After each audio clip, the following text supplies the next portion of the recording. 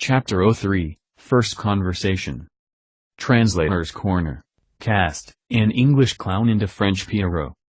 Clown, I feel like these chapters are getting longer. Pierrot, well, the universe is expanding, after all. Clown, what does that have to do with chapters getting longer? Pierrot, well, since time is relative, wouldn't time be expanding as well? Clown, you know, the typical expectation in our profession is that we are fools. If you talk like that, you will lose customers. Pierrot, then what do I do? Clown, tell them a stupid joke. That's what I do to keep up the image. Pierrot, all right.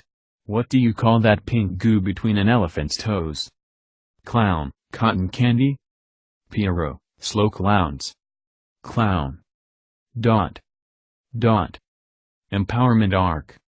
Chapter 03, First Conversation.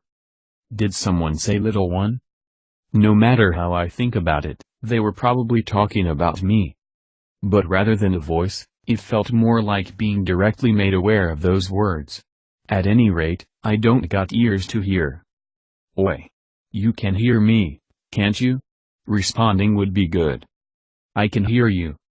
But, however, since I lack a voice, I cannot respond. As a test. Too loud, Baldy. That's the answer I tried to project in my head. Well, not like you hear it anyways, so you should be fine. But, how did I respond? Ho, ho ho. Today Nasa Baldy, aren't you a brave one? It has been long since I have last had company, so I may have started poorly, but this one seems to be searching for death. This is bad.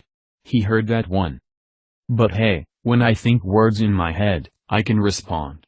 Had I been taught that earlier, I wouldn't have to anger my partner.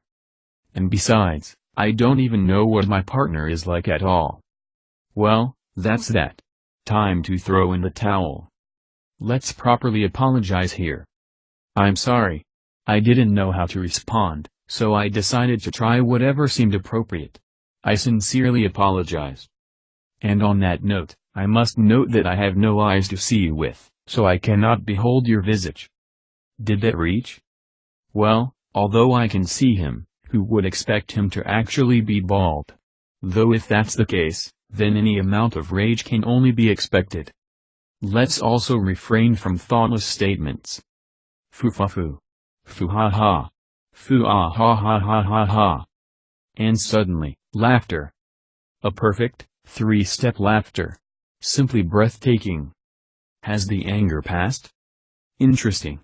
Truly, stated without beholding my appearance as I suspected, but for you to lack eyes.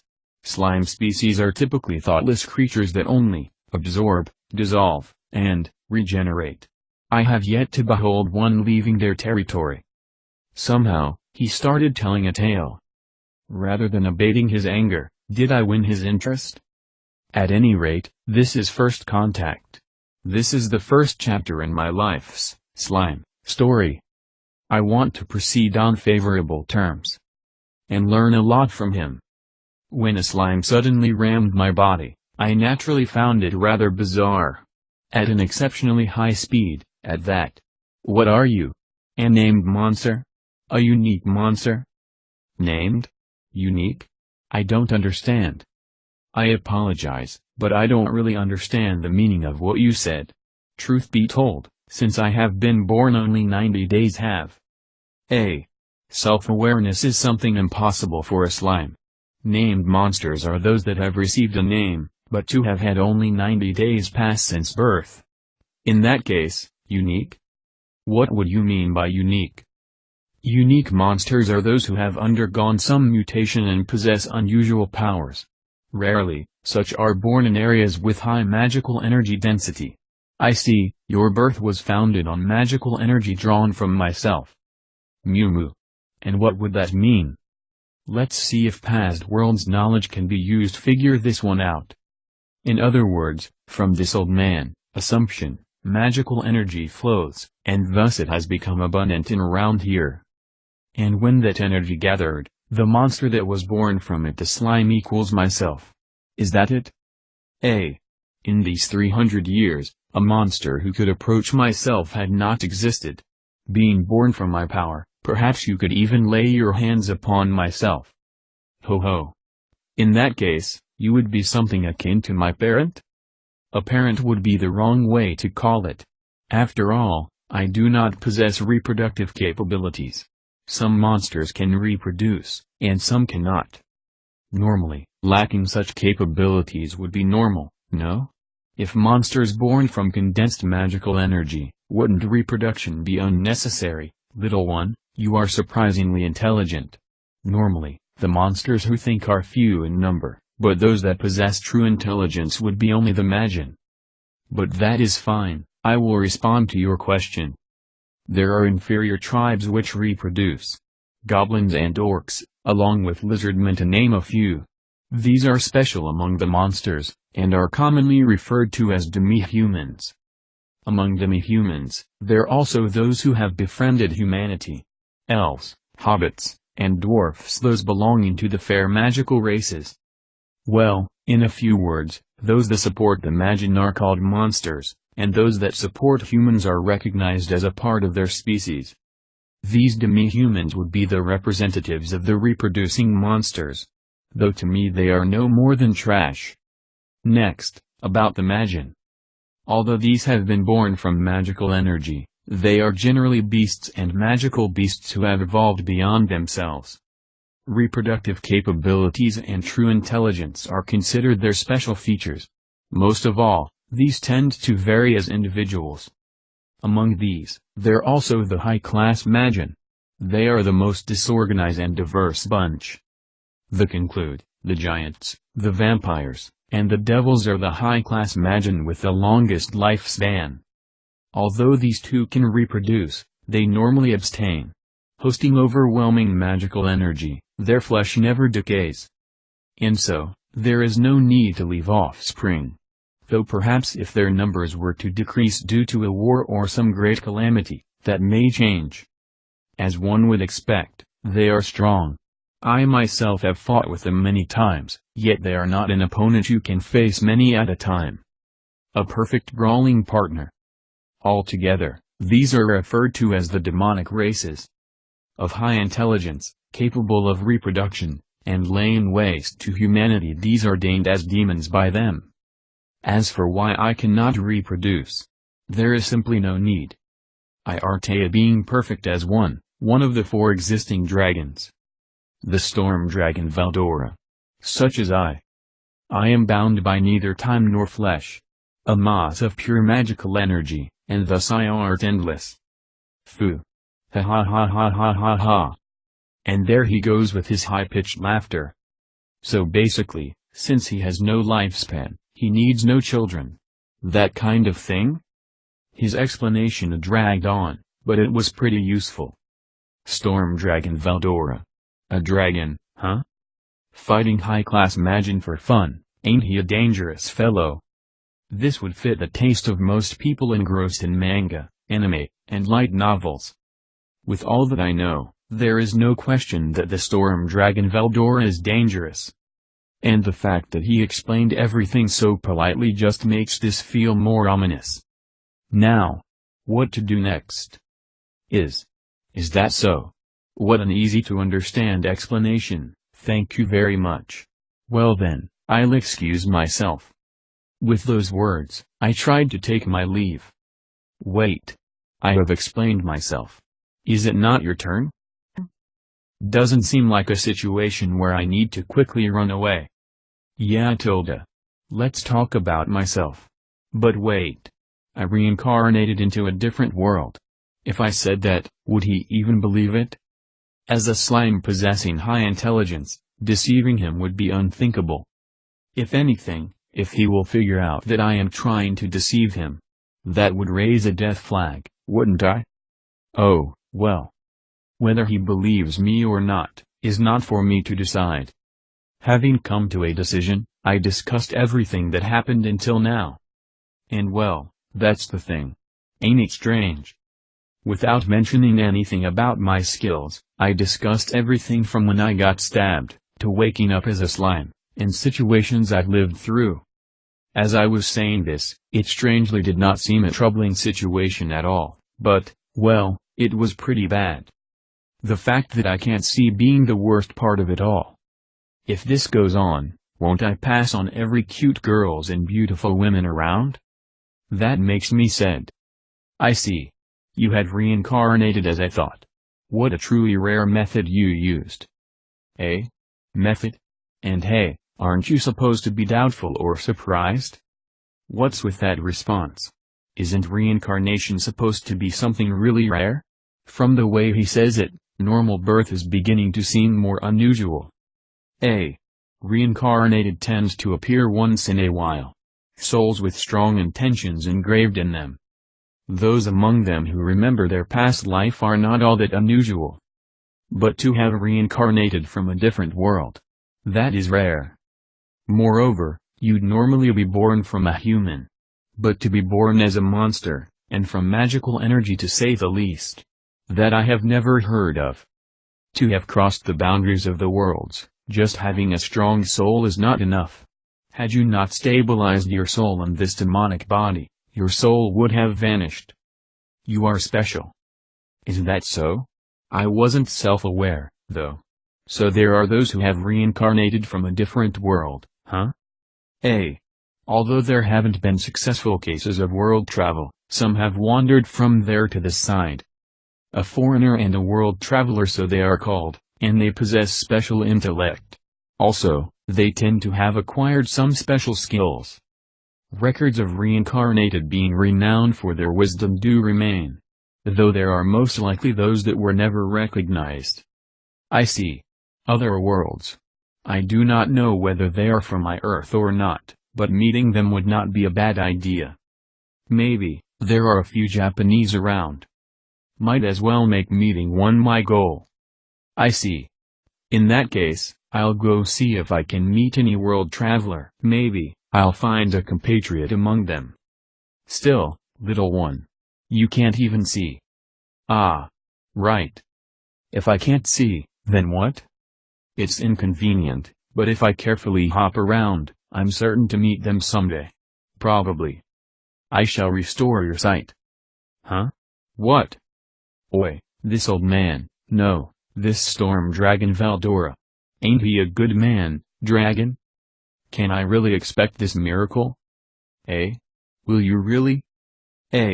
But, there is a condition. How about it? A condition? Huh. Ominous, but. What sort of condition? A simple one. When you regain your sight, do not fear me. And, please come talk to me again. How about it? Is just that fine? And could it be? Was this dragon just lonely? Solitude born of strength? And just as I thought, the conversation went on for a while. He must not have had anyone to talk to in a while. Maybe he's just a big softy. But, maybe he's not even a real dragon. Or maybe the dragons of this world aren't all that impressive. Yup. This is certainly a good deal. Is just that much enough? Truth be told, I had been sealed away for 300 years. And so, I have been so plagued by boredom. How about it? If you are alright with it, then I will happily accept. Then it's a promise. Keep it. I will. As they say, I am a dependable slime. Of course, only I think so. Very well. There exists a magic perception skill. Can you use it? No, I cannot. What type of skill is it? You perceive the surrounding magical energy. It's not a major skill, and acquiring the skill is rather simple. Ho ho. Simple, you say? Truly, it is actually not simple at all. For those like I, it is as simple as breathing. You don't even know you are doing it. I see. If I were to acquire it, would I be able to see? That is the idea. The world is covered in magical energy. There is a difference in concentration. And, light and dark possess a wave-like property, did you know? Yeah, light wave and dark waves, right? You know well, is that knowledge from the other world? Well, it is so. But observing these fluctuations, you can calculate the appearance of the surrounding. Simply, right? Ha. What the hell? This guy. How is that simply? Sounds a little difficult. What? With this, even if your eyes and ears are crushed, you can continue combat. Ambush has become impossible. It's an indispensable skill. Let's leave the matter of combat aside from now, I just want to be able to see. If you say so. I'll help with acquisition. And by the way, I don't know another way. When? Can you even do it? Aren't you a beginner at this yourself? Don't worry. You are among the lucky few who possesses past world memories. Thus, you know what light and darkness looks like. If you had not known, making you see would have been impossible even for me. You are indeed blessed. I see, explaining light and darkness would be difficult for those who have never seen them. I know I couldn't do it. It took Helen Keller 2 years to learn the meaning of words. In other words, due to other worlds' knowledge, I can obtain pseudo-sight and hearing through the magic perception skill. Not like I can refuse to try anyways. Being unable to see is far too inconvenient. Moreover, I've forgotten about it, but I also have a great sage skill. Surely something will come from this. Please teach me. Nay, fret not, it is truly simple. First, try to move the magical energy inside your body. This, I somehow understand. I think I can use the same principle as moving through the water. Like this. While enclosing it in my body, I verify movement of magical energy. Though you said otherwise, you seem quite apt at this. In this case, the energy that moves within you and that which is beside you, do you feel the difference? This is actually pretty simple. It's a good thing I spent all of that time feeling magical energy. I live by absorbing it after all. Feeling it is a must. That much I understand. Since I eat it, you know? Kukaku. Since you understand that much, the rest is simple. Feel the movement of magical energy outside of yourself. That's what I don't understand, though. Anyways, as instructed, I tried to feel it. I do feel it swaying. Back and forth, back and forth. Right. Let's active, great sage. Could the hero have been from your world? No. No one is that strong in my world. Nay, the world travelers in this world typically hold some special power. That is what serves as the power to etch their souls into this world. The summoned most certainly holds some special power. Most likely, holding the one-of-a-kind unique skill. Different from those who stumble by chance, summoned souls are especially strong. The success rate is less than 0.03%, but in this hero's case it succeeded. When you say summoning, do you mean calling something out with magic? As you say. It is a 3-day ritual involving 30 people. The success rate is low, but success is typically met with a powerful weapon. Huh? Weapon? The summoner engraves a curse into the soul of the summoned to prevent rebellion. What's with that? Are summoned people not recognized as humans? Humans? World travelers sometimes complain about that. That type of thing is but an illusion in this world. Survival of the fittest, that is the only truth in this world. I see. It's pretty hard to accept this world's summoning with my world's stories in mind. In that case, would the world travelers also be treated much like slaves? That would depend on the person. They have not received the monster warding charm. Those that do either live quiet lives or become adventurers, or something like that. Truly, among the many foes I have repelled, quite a few came from another world. Fuhahaha. In other words, forced labor is only limited to the summoned case, huh? I do not know whether it is appropriate to call it labor, but, so be it. I know much about humans, but certainly not everything. That's only to be expected. Sorry. Rather, for a dragon he seems extremely informed. Anyways, just talking makes him seem so happy, and he answers any question. So for now, the dragon and I will continue our conversation. About how he fought the hero. About how strong the hero was. White skin. Deep crimson, small lips. Jet black, long hair. Not too tall, petite and thin physique. And though the eyes were hidden by a mask, that the hero was beautiful was clear. A woman. So, was it her looks that got him? When I asked that, "Don't be spouting nonsense," came the angry reply. She carried a peculiarly curved blade, called a katana, and fought without a shield. Unique skill, certain severance. Unique skill, endless prison. With these skills, and every form of magic, she overwhelmed me, so he happily exclaimed. I understood the tale, but, this dragon, he just loves humans, huh?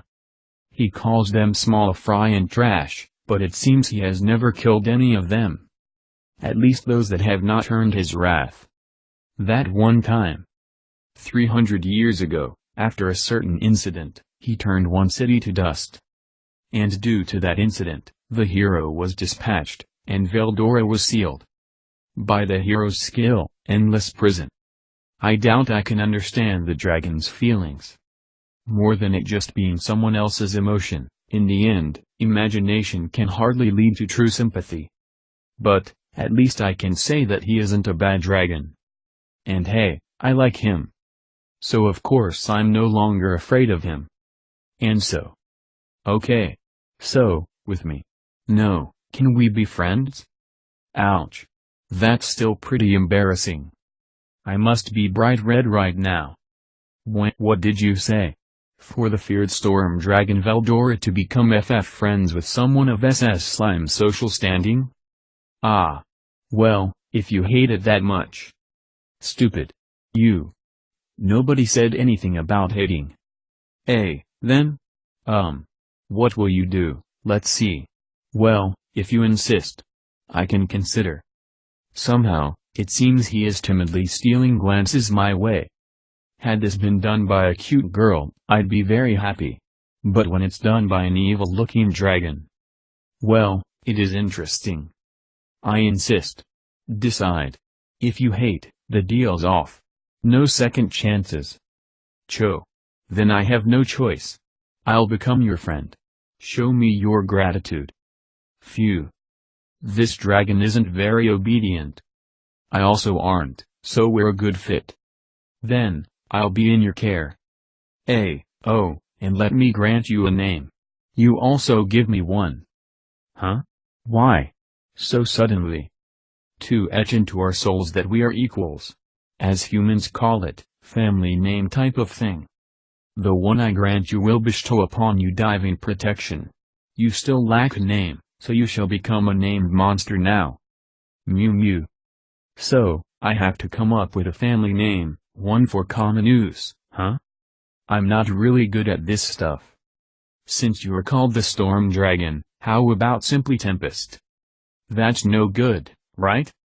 Since it sounded good, I simply took Storm and changed it into Tempest. It's decided. What a wonderful name. He liked it? From now on, I am Veldora Tempest. And you? Shall be called Rimuru. Rimuru Tempest shall be thy name. And that name was etched into my soul. From what I can see and feel, I don't feel any different.